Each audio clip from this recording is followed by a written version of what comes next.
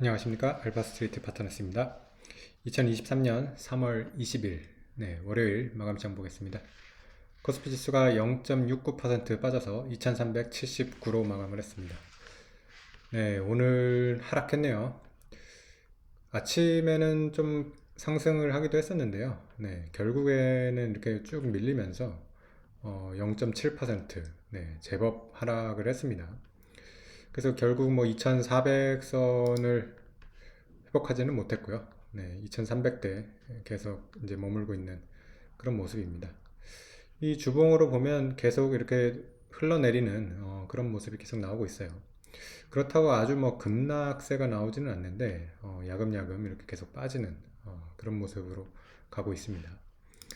오늘 외국인이 2천억 정도 팔면서 외국인은 계속해서 매도가 많은 것 같네요. 간밤에 또 뭐 여러 뉴스가 있었는데 일단 제일 큰 거는 이거죠. UBS가 크레디트 스위스를 인수하기로 했습니다. 그래서 저번 이제 미국 SVB 은행 사태로 계속해서 이제 은행권에 대한 불안 심리가 계속 퍼져가고 있었는데요. CS도 상당히 위험했었죠. CS가 이제 다음 타자다 했는데 일단은 여기는 진정은 되는 뉴스였습니다. 그래서 크레딧 스위스를 UBS가 이제 인수를 하면 어쨌든 조금 진정이 되는 그런 소식이거든요. 그러다 보니까 아침에 이제 좀 플러스가 났었고요.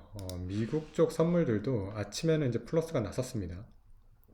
그러던 게 지금 이제 장이 오후로 갈수록 점점 빠지더니만 지금 미국 선물도 꽤 빠지고 있는 이런 모습입니다. 그래서 여전히 이 은행권의 이런 시스템 위기, 계속해서 지금 불안감은 여전한 것 같습니다. 지금 정부나 이런 뭐 이런 데서도 계속 대책을 내고는 있는데 일단 그때그때 이렇게 계속 대책이 나올 때 잠깐 약발이 들었다가 조금 시간이 지나면 바로 이렇게 또 시장이 계속 빠져버리는 그런 상황이 계속되고 있습니다. 오늘 우리나라 주요 종목 한번 보시겠습니다. 삼성전자는 1.7% 빠지면서 지수보다 좀 더 하락폭이 컸고요. 2차전지 주식들도 대부분 빠졌습니다. 에너지솔루션이 1.6% 빠졌고요. LG화학이 2.7% 빠졌습니다.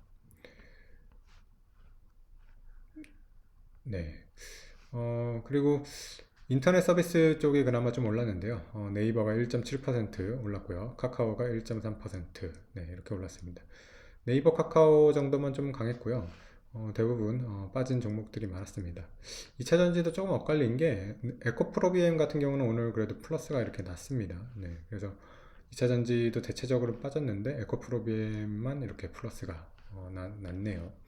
에코프로비엠 보면 참 최근에 이 상승세 굉장히 과하다고 이렇게 생각이 되는데도 역시 이렇게 좀 주목을 받으면 이 힘이 참 대단한 것 같습니다.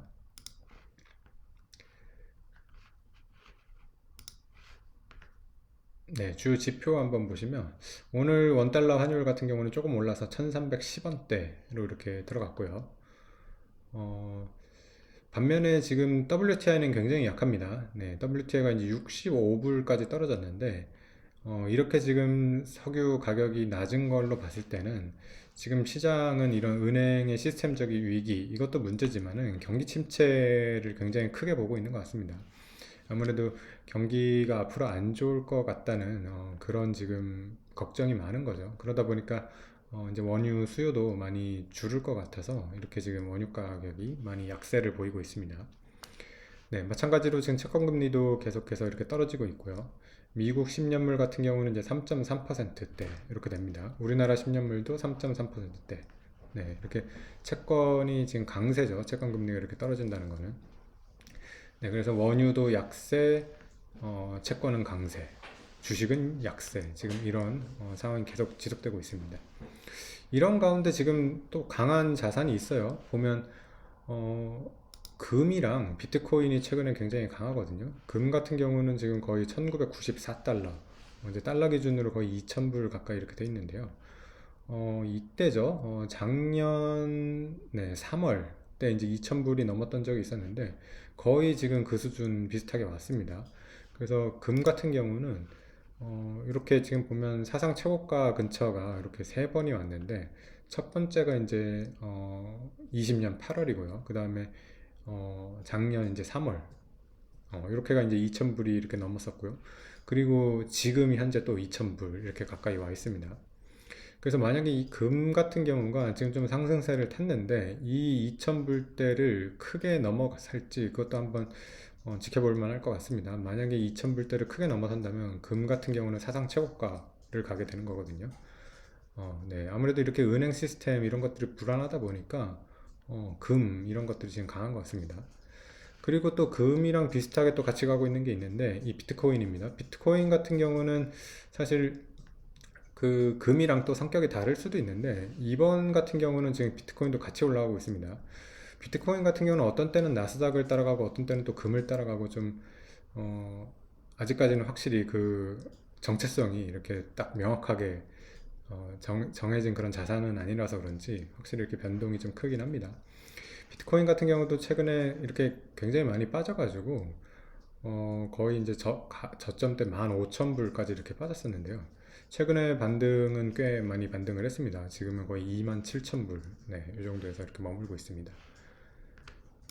네, 어쨌든 뭐 금과 비트코인 이런 것들이 강하고 나머지가 지금 다 약하다 보니까 참 주식 투자자 입장에서는 어려운 장이 계속되고 있습니다.